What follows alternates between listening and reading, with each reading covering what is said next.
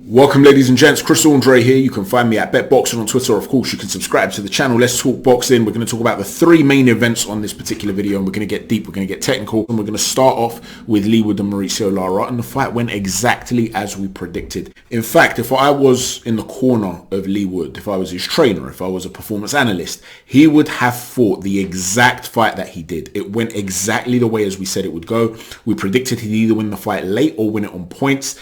And the method in which that would happen played out exactly as it did happen. And this is why I'm so praising, by the way, of Ben Davison, Lee Wiley, because as a team, I think they're fantastic. And tactically speaking, everybody knows they're brilliant analysts, right? But Ben would often get criticized for being a great tactician, but how many fighters has he really improved is what people would often say. Boxer size Ben, right? Well, boxer size Ben has done an amazing job with Leigh Wood. And it's not just tactically, it's technically, because go and look at some of the footwork that he displayed tonight. We spoke about the fact that he would need to target the body with that stab jab to the solar plexus. And because, as we said in the preview, Mauricio Lara is not a guy like Witherspoon who used rubbernecking, you know, where you throw a punch to the face and he'll roll with it almost like he's got a rubber neck and contact's made, but you're not punching through the target. An equivalent of that to the body is Vasyl Lomachenko. He will step laterally or step out as you throw a shot to the body, and it takes an awful lot off of the shot. And if you go and watch these exchanges when people are throwing punches to the body against Lomachenko, you'll see that as he steps out, often they're barely making a connection. And this is why Loma often, I believe, thinks that he's won fights so widely, because he's feeling that nothing is coming there, nothing's landing. And it's that area where you have this, you know, Witherspoon used to say as well that he lost a couple of fights using his rubbernecking technique because judges used to think shots are landing when they're not. With Loma, he's probably the same thing. Lara is not that guy. And we spoke about that in the preview. He thinks linearly. How can I enter the pocket? And he will shift his weight onto that lead foot. And from there, he launches in. And he'll shift his feet. He's almost running in because he wants to close that range quickly. And he's throwing heavy leather.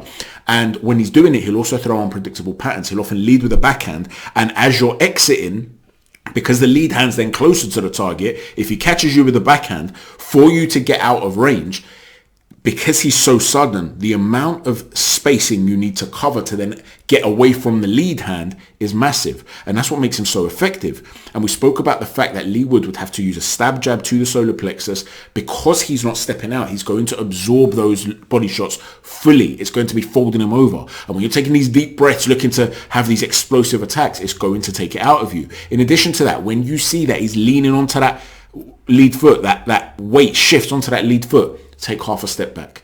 Drop a jab or a feint to get him to react, and then take a step back, because that is going to allow you to maximize the length and make it harder for Mauricio Lara to come in, because his feet, the way he launches his way in, he does get out of position. And he can even fall short after that, or you can pivot out and then come back at him before he resets. And the second round was a masterclass from Leigh Wood. It really was. Not just the knockdown. It was everything. The little crouches from Lara. Go and look at how Leigh Wood was reacting to that. And when he's not in that situation, the threat of the body shot loomed consistently. He kept him under threat, in danger, just to sort of get him thinking, is he going to go to the body? And when he would drop those feints as he was going to go to the body, you'd often see Lara dip forward as though he's trying to brace for that shot. And by doing that, he's not in a position to then attack. But after that, because he's put his weight onto that front foot, he knows he's going to launch. So he'd feint and then step back. Little things messing with distance like that. It was just absolutely superb. And he was able to control the tempo very, very well. The commentary team, in some ways, I don't think we're giving Leigh Wood enough credit. They were talking about Lara as though maybe it's because he struggled to make the weight. He's been unable to up the tempo. How did it look that different to the first fight? I mean, a lot of people were saying to me, Chris, man, I can't believe you're picking Leigh Wood to beat Lara. What a bold prediction. I mean, listen, it was a bold prediction in the sense that Leigh Wood is a little bit vulnerable. He can be hurt. And I do think he got clipped on a few occasions where he felt it tonight. And we know that Lara is a big puncher and he's proven and stuff like that. But if you look at the pattern of the first fight, I mean, I'm not really stunned here.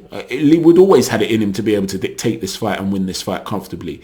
But I think people have it in their minds that British fighters can't beat Mexican fighters. Forget all that. All right. Every individual has little wrinkles in their styles, and there are schools of boxing, philosophies of boxing, and some marry up well against others and so on and so forth. But You still have to take into account the individual idiosyncrasies of each fighter and how they marry up. You did see Lara start to try to time that stab jab with a right hand over the top, and he had some success at points with that, but Leigh Wood pulling out was so quick with it as well. Like I said, his footwork on the exit to step back and then step to his right and change the angle and get Lara to reset, it was brilliant. When he would be tying up, sometimes Leigh Wood didn't get his head tight enough for me to Mauricio Lara. He kept his head a little bit too tall, and so what that did is by standing upright, Lara was able to sometimes get his head under the chin of Leigh Wood and create almost separation between the chin, almost stretch him out, and that enabled him to explode to the body with some nice hooks, and on occasion he'd come up with an over the top hook, and so he didn't look 100% comfortable at all times in the clinch.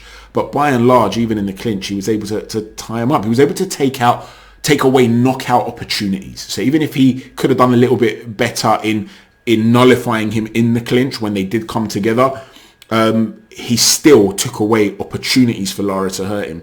And yeah, it was just a fantastic performance from Leigh Wood. There's talk now about Lopez or Warrington. Listen, the way he was talking about his career, saying he was near the end now and he deserved that big shot, big homecoming at the City ground, at Nottingham Forest ground. For me, you've got to go Warrington, because it's almost like he's got one step in retirement now. He's eyeing that dream finish, and if you want that dream finish stylistically, I'm not sure he marries up well against Lopez. But additionally to that, even if stylistically you can beat Lopez, while that's a big massive dream fight, Lopez has got the sort of power that can clean your clock.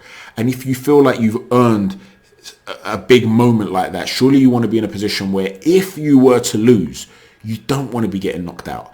And if he was to lose to Lopez, that would be the most likely outcome. He can't beat Lopez, it's not impossible. He'd have to get his tactics spot on, he'd have to have a great night, it's not impossible.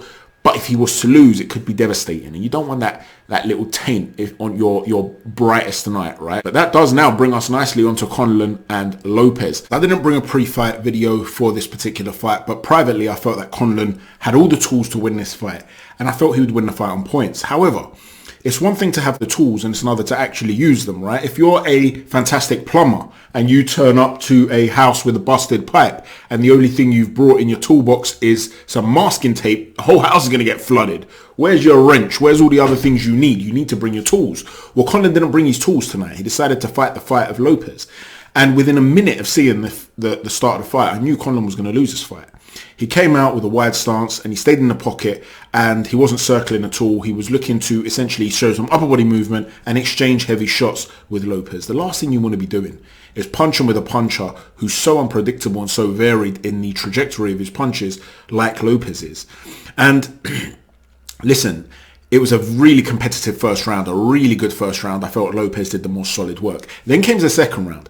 And in that second round, you actually saw that Conlan probably won it in what was a swing round. He started to force Lopez back, but you're getting the feeling that he's putting a big effort in here, and he's walking him down, and he's done a lot of upper body movement. So he's got that wide stance, a lot of upper body movement. He's making Lopez miss a little bit. He's yet to really discover the trajectory of the movement of Conlan. Conlan's targeting the body, so in a really nice backhand to the body, and he's having success and he wins that round. But again, you're getting this feeling that they're dancing to the tune of Lopez and not dancing to the tune of Conlan.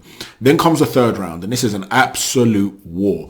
Conlan again trying to target the body, and he was having some success with changing the levels, which was actually making Lopez miss when he'd be throwing a lot of flurries, especially the hooks. He was coming underneath them, and there were moments, little moments, if you did a little highlight reel of seconds of the fight, whereby Conlan's looking really slick in this particular round.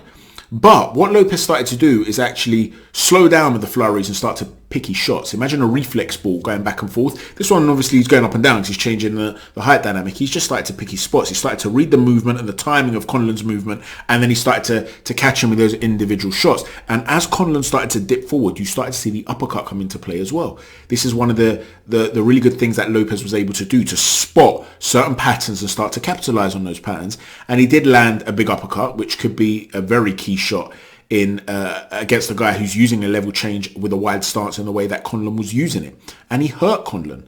But Conlan fought his way to survival and he gets through the round. So now you're thinking, okay, maybe Conlan's finally going to change. And there was one of the starts of the round, I'm not sure if it was actually 3 or the next round in 4, where he gets out and he starts to pump a jab a little bit. I think it was at the start of round 4. You're thinking, okay, this is what we need to see more of. Get on the back foot, get around the ring.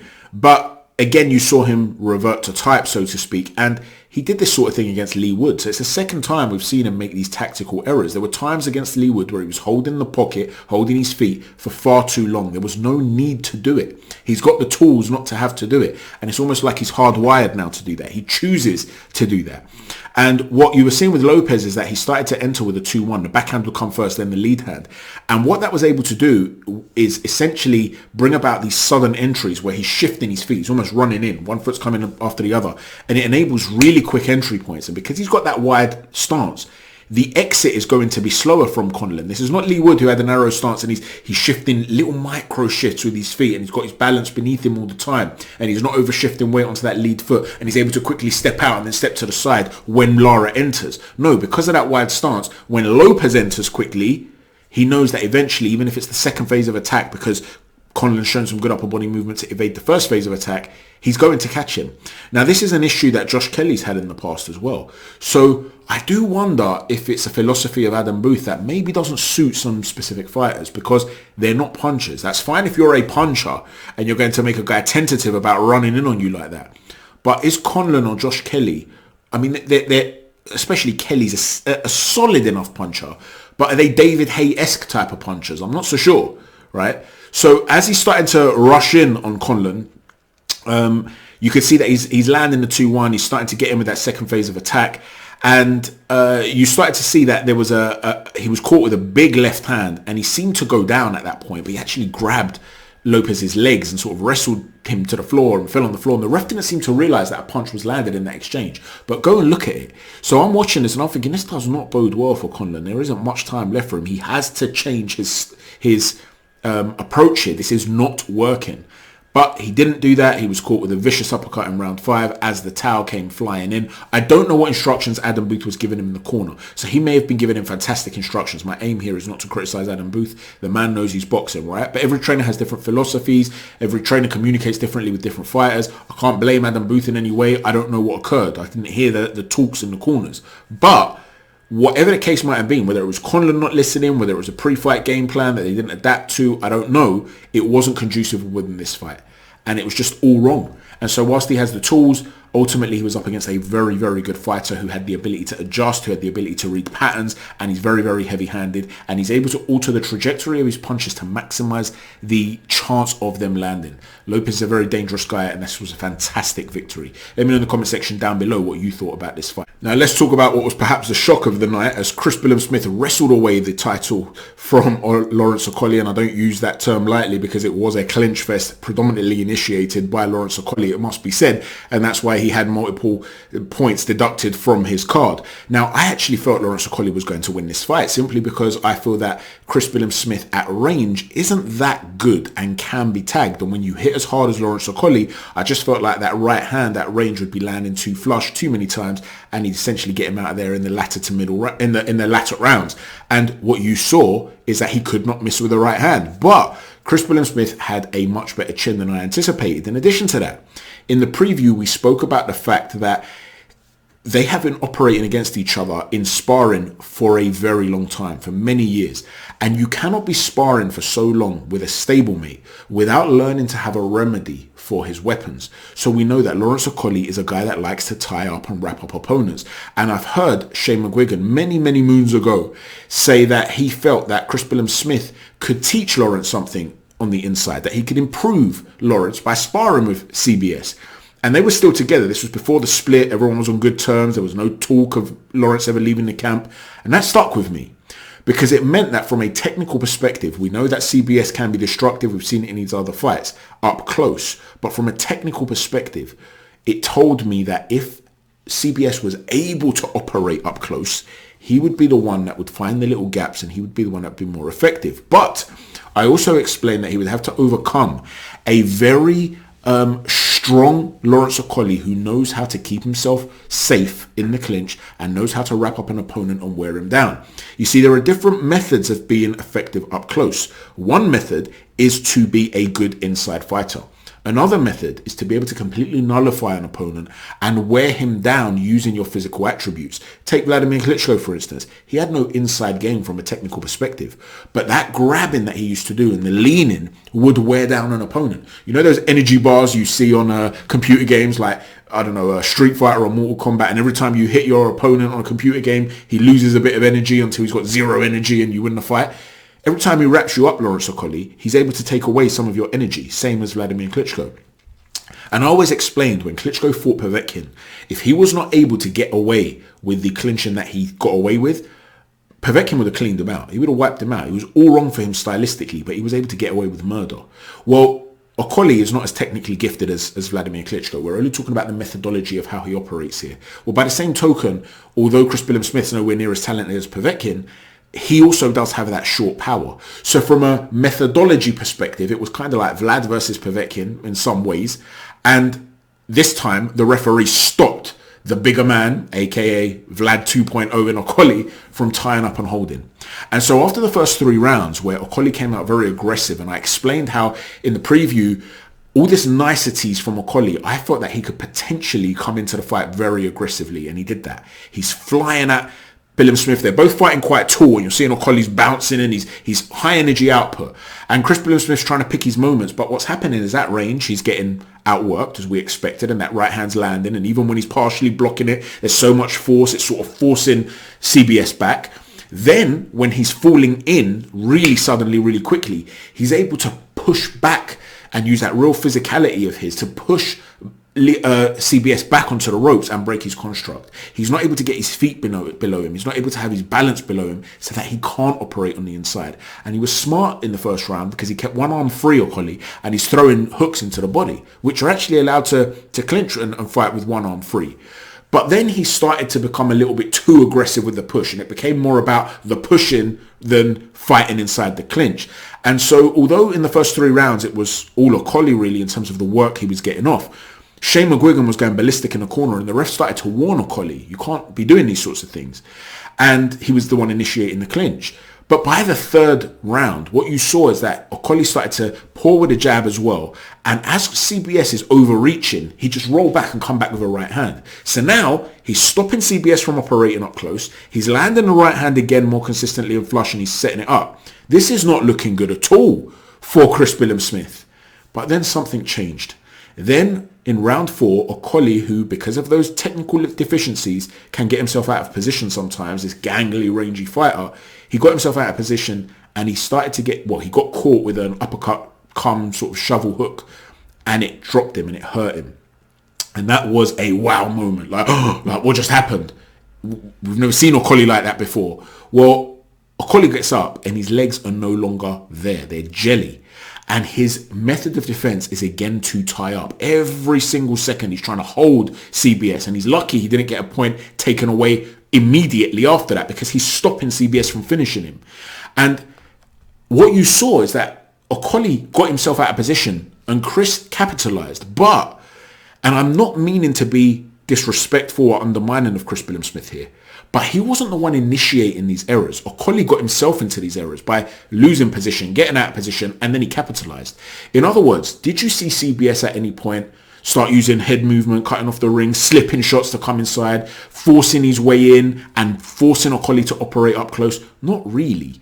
Okolie was winning the fight at range, and then when he'd fall into CBS, a lot of people say that's cheating, it's excessive clinching. I agree with you, and the ref did a great job in taking points away and forcing him to exchange up close, right?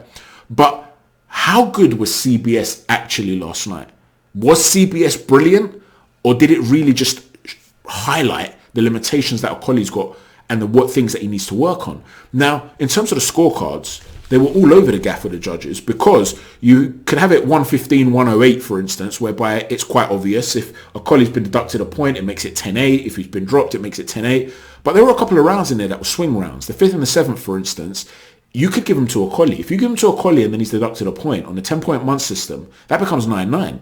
And you've got a couple of rounds like that. Now, in the 10th round, when he was dropped, he shouldn't have been dropped, and he was winning the rest of the round. So let's say a judge gave that as a 10-9 to CBS instead of 10-8. Well, then you can also see how eventually it starts to swing around, and you end up getting a card that's 113, 111 to CBS. So whilst the right man got the job done, I've seen a lot of people criticizing the judges and saying it's all over the place, they need to sack their judge and stuff. It's not quite straightforward as that. I can see where there's variation in the scorecards. But the point I'm making here is that Okolie's success was ultimately to tire CBS out in the clinch, and by round 6 at times CBS looked gassed, to be honest with you, and he showed great resilience to come back with a second win in the championship rounds.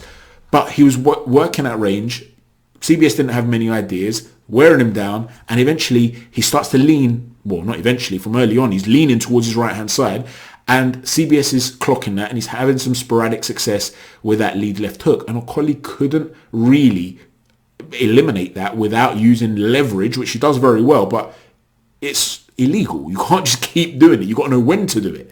And so he was just in a position where Okolie ran out of ideas, and when they were forced to exchange up on the inside, you could see that there was almost a state of panic with Okolie, and it was getting bundled at times with these short, powerful shots.